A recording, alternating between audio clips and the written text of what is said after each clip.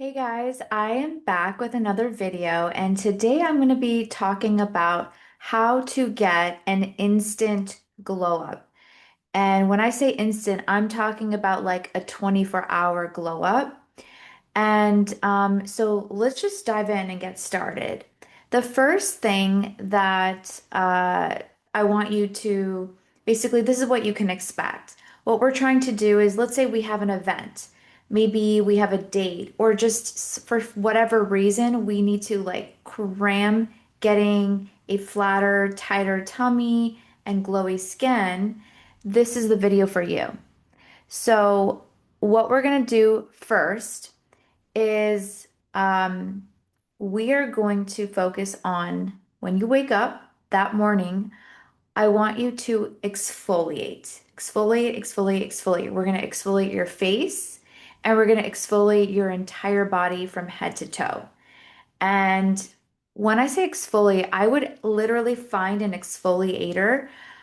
I have a few go-tos that I use, and maybe I'll try to find them and link them in the description below. But the point is, I don't just use like a facial scrub. I feel like those don't work as well. I use like a literal like scrubber, and I also do dry brushing. I dry brush from head to toe. And this is going to help with your circulation, and it's going to work also as lymphatic drainage. And that alone is going to give you and help you lose some of that inflammation. Once you exfoliate your face and your body, you're going to use the most luxurious lotion or oils that you can find. This is going to give you an instant glow, like literally instantaneously, you will have a glow. So that is something you can do almost daily, also, if you wanted to, and just incorporate that as part of your routine. But especially if for whatever reason you're kind of lazy to, then at the very least for this event or this date, go ahead and do that. Then the next thing I want you to do, if you're really trying to get snatched, is I want you to focus on doing 10,000 steps that day. Well, actually, I should say the day before. So, whatever day you need to look good, do all of this the day before. And I want you to get in 10,000 steps. This is also going to help with your circulation. It's going to reduce cortisol. It's going to flatten your tummy a little bit. And it's fun too. First of all, like walking outside in nature, listening to your podcast, it's good for you, it's healthy, it's easy, it's fun, it clears your head. And all of that movement is just going to help things reshuffle and help your body like eliminate any waste. All right. So that's step two. Step three is we are going to, for 24 hours, we are not going to eat out. And I should say we're not going to have any alcohol and we're not going to have any fried foods. So if you want to um, have, if you want to do everything in your power to make sure that you're not bloated or inflamed the next day, you need to stay away from alcohol. Alcohol equals bloat, poor sleep, which is going to make your eyes super baggy and puffy, and you're going to have dull skin, and we don't want that. And even one drink can totally puff up your face, and it can disrupt your digestion, and it can make your body retain water. Like, yuck. We don't want that. So, no alcohol. I cringe sometimes when I see brides having these parties the night before their main event and then they're drinking before their main event. And I just don't get it because even one drink can totally throw things off the next day. And we want to cut out restaurant food. There is just no room for that, especially, if you need to look snatched the next day. Eating out has hidden oils. They put a lot of salt, a lot of sugar, and it just leads to crazy inflammation overnight.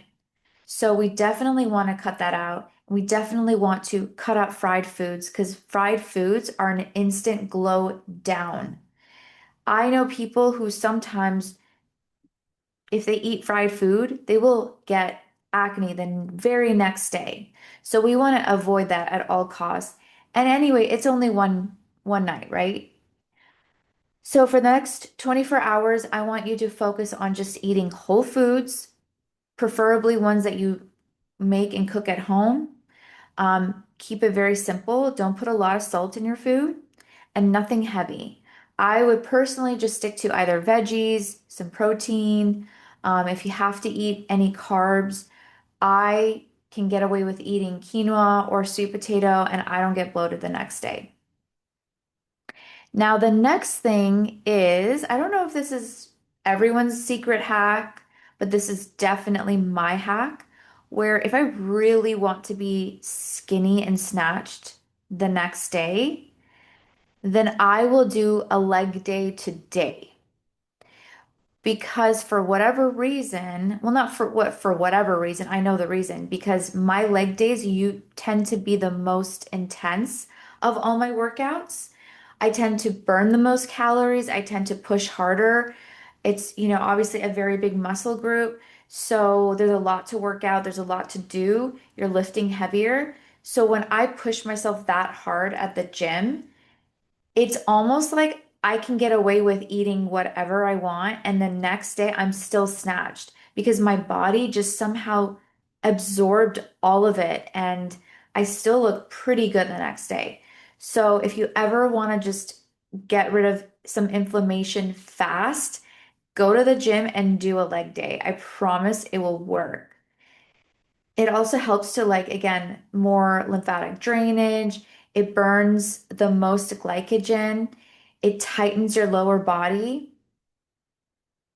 And if you don't have access to a gym, you can just work out at home, do your squats, your lunges, focus on your glutes, your hamstrings, whatever you need to do, put on a YouTube video and just get in a really hard and intense leg day. And I personally think it's important to hydrate. I know some celebrities will, before a red carpet event, they will stop drinking water or take very, very little baby sips on the day of the event. However, the day before, I would go ahead and hydrate yourself as much as you possibly can, because that hydration is going to help get rid of any waste and also any sodium. And last but not least, another thing that I think plays a humongous role in looking de-bloated and snatched is intermittent fasting. And especially, it's not just delaying your start time of when you eat.